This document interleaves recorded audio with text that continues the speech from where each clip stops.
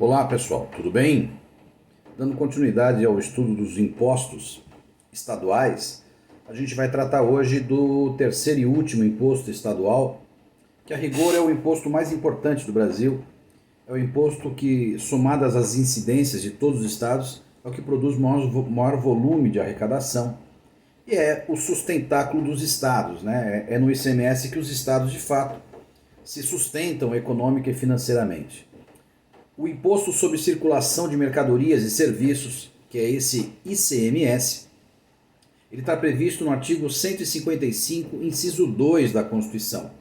E há uma lei complementar nacional que regulamenta no âmbito de todos os estados, que é a Lei Complementar 87/96, portanto uma lei complementar que de certa forma tenta criar um ambiente único e que, portanto, os estados teriam que se submeter à vontade desse legislador complementar nacional. É por conta dessa lei, inclusive, que há centenas de ações de inconstitucionalidade no Supremo, porque os estados continuam ainda com o hábito de promoverem alterações legislativas por leis estaduais, por leis exclusivas, e colocando em confronto o que dispõe com os textos de outras leis estaduais ou mesmo com a lei complementar. Não há seguramente imposto mais discutido do que o ICMS, imposto mais estudado do que o ICMS, imposto mais legislado do que o ICMS, imposto mais complexo que o ICMS. Não existe imposto mais complexo. O ICMS ele é, na verdade, uma derivação de um imposto antigo que existia chamado IVA, que era o imposto de valor agregado. Essa ideia de valor agregado é uma coisa que a gente vai ver quando estudar o princípio da não cumulatividade. Depois transformou-se em ICM e na Constituição de 88 o ICM ganhou o S, que nós já nos referimos na época de estudar o Imposto sobre Serviços, e hoje então a nomenclatura é Imposto sobre Circulação de Mercadorias e Serviços. Portanto, previsão constitucional, artigo 155, inciso 2, Lei Complementar 87/96, e há ainda na Constituição uma quantidade enorme de parágrafos dentro desse artigo 155 que estabelecem várias normas, vários princípios sobre o ICMS. Não há nada mais regulado na Constituição do que o ICMS também. Portanto, é um imposto que daria para fazer um curso semestral de ICMS. A gente vai tentar trabalhar com alguns conceitos muito básicos relacionados ao ICMS. Então, o ICMS é um imposto estadual, né? Portanto, cada um dos 27 estados, o Distrito Federal incluído, tem essa possibilidade. Ele é um imposto basicamente fiscal, ou seja, o seu intuito é fundamentalmente angariar recursos para que o Estado cumpra as suas atividades, embora ele seja permeado por um princípio que também estudaremos, que é o princípio da seletividade, o que dá a ele uma certa conformação social, alguma coisa que seja atrelado a busca de um equilíbrio social, de uma justiça social. Mas ele fundamentalmente serve à geração de receita para os estados. Relativamente ao aspecto material, qual é o fato gerador específico desse tributo? Não dá para falar um aspecto material, por quê? Porque dentro desse chamado ICMS há, na verdade, 5 grandes incidências. É como se fossem 5 impostos diferentes dentro da mesma nomenclatura. Quando a gente olha a configuração dele na Constituição, a gente verifica que ele não é tão simples assim, justamente porque ele incidirá sobre 5 atividades econômicas muito bem distintas. A primeira é a circulação de mercadorias, ou seja, a compra e venda de bens colocados no comércio. Esse é o aspecto material padrão, clássico do ICMS. Portanto, é aquele imposto que incide na compra e venda de bens de consumo. A segunda incidência é o transporte interestadual e intermunicipal. Portanto, nós já vimos que o transporte dentro de um município se sujeita, esse serviço, ao ISS. Mas os serviços de transporte de pessoas ou coisas de uma cidade para outra cidade, de uma cidade para um estado diferente, incidirá sobre isso também o ICMS, na sua faceta serviço de transporte. A comunicação também, os serviços de comunicação também, lembram, foram tirados do município e colocados dentro do padrão do ICMS. Então, o aspecto material também envolve, como terceira incidência, a circulação dos serviços de comunicação, portanto, a prestação desses serviços de comunicação. A outra, a quarta incidência, diz respeito aos combustíveis líquidos e energia elétrica.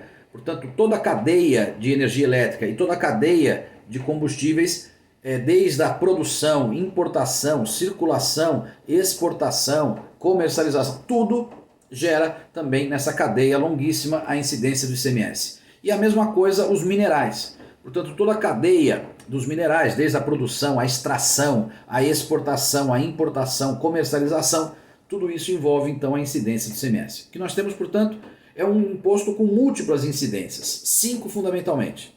Circulação de mercadorias, prestação de serviços de transporte intermunicipal e interestadual, prestação de serviços de comunicação, toda a cadeia produtiva dos combustíveis e da energia elétrica e toda a cadeia também produtiva e de circulação dos minerais. Então essa é a configuração básica. Outra coisa fundamental é a gente entender o que é circulação e o que é mercadoria. Portanto, nesse aspecto primeiro, mais importante aspecto, que é o aspecto material, é fundamental que a gente entenda o que é circulação e o que é mercadoria. A circulação, gente, faz menção não a uma circulação meramente física do bem. Não que não possa ter física, mas a circulação que dá origem ao fato gerador do ICMS é a circulação jurídica, ou seja, aquele ato mercantil que produz a mudança de titularidade. Alguém era dono e com o ato mercantil passou a propriedade para uma outra pessoa. Quando você vai na loja comprar uma calça, a calça pertence ao lojista e com um ato de compra e venda passa a pertencer a você. É dessa circulação jurídica que se está falando, independentemente de haver ou não haver circulação física. Aliás, há uma súmula do STJ, a súmula 166, que estabelece claramente que a mera circulação física da mercadoria não se sujeita à incidência do ICMS. Por exemplo, uma loja de sapato no Gonzaga envia um sapato para a mesma loja, só que de uma filial na Aparecida. Essa circulação física, ela não seja circulação jurídica e, portanto, não haverá incidência de ICMS sobre essas operações que são meramente físicas. Nós precisamos do conteúdo jurídico da circulação. Trata-se, portanto, de exigir uma circulação jurídica. Há alguma coisa que mude de titularidade. Que coisa é essa? O conceito de mercadoria também é importante. Mercadoria, portanto, não é qualquer coisa. É a coisa colocada no comércio. É a coisa a que se sujeita a um ato mercantil de compra e venda. Portanto, mercadoria é aquilo que se expõe para venda, é aquilo que se coloca para venda. O que elimina, por exemplo, a incidência de ICMS quando o que se vende não é algo que é a atividade preponderante daquela empresa. Vou dar um exemplo. Se eu tenho um bar, a atividade mercantil minha é venda de refrigerante, venda de cerveja. Se por acaso eu vender o lustre porque estou fazendo uma reforma, a venda desse lustre não é caracterizada como incidência de ICMS, porque para mim, bar, lustre, não é mercadoria. Agora, numa loja de lustre, a venda do lustre é mercadoria, porque essa é a atividade dela. E, portanto, essa venda de lustre por uma loja que vende lustre, haverá incidência de ICMS. Isso gerou uma discussão enorme, por exemplo, no caso dos carros que são sinistrados e são retomados pela seguradora, né? Quando a seguradora paga uma indenização por uma perda total, ela fica com aquilo que a gente chama de salvados, que é aquilo que restou de um sinistro. Esses salvados depois são vendidos pela seguradora como ferro velho, às vezes até como carro. E o Estado sempre desejou cobrar ICMS. E o que o STJ decidiu é que para as seguradoras, que sequer são contribuintes de ICMS, porque elas não produzem circulação de mercadorias, esses veículos são ativo dela. Portanto, integram o conceito de patrimônio, de ativo, não são mercadorias.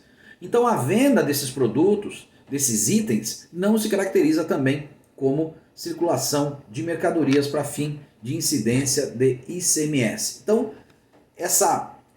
ter aquilo como sua atividade habitual, como fruto da sua atividade preponderante, é fundamental para que haja, então, o conceito fechado de circulação de mercadorias. Então, na próxima aula, a gente vai ver os dois princípios fundamentais que regulamentam, que dão forma ao ICMS, que são os princípios da seletividade e o princípio da não cumulatividade. Tá bom, gente? Abraço!